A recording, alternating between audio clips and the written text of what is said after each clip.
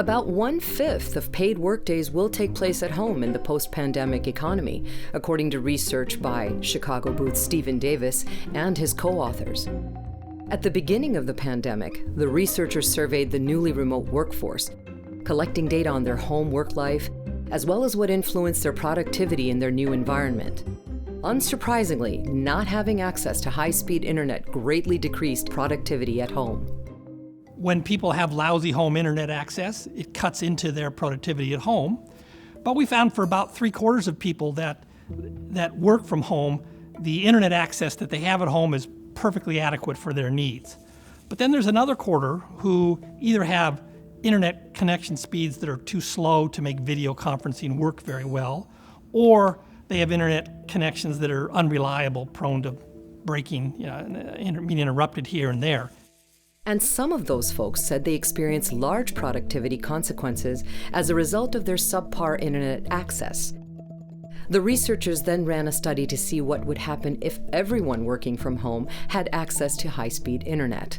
If we went from where we are today to everybody has perfectly reliable, high-speed home internet access, we'd get a 1.1% boost in labor productivity across the economy as a whole.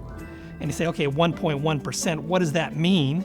Well, if you translate it into GDP numbers, it's about $160 billion per year. And then if you say, okay, well, what does this mean in present value terms? Because we get this flow benefit year after year.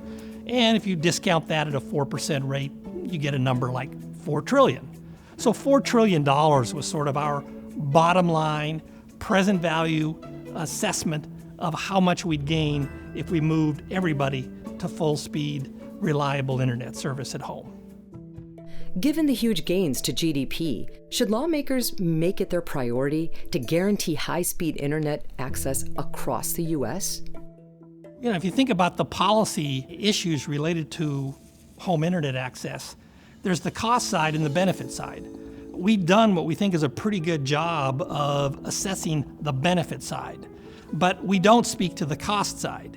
Cost side's tricky for a few reasons. There's really 3 things on the cost or supply side. There's the physical infrastructure piece, which is what people think about most. There's how do we design competition in the marketplace to maximize consumer benefits?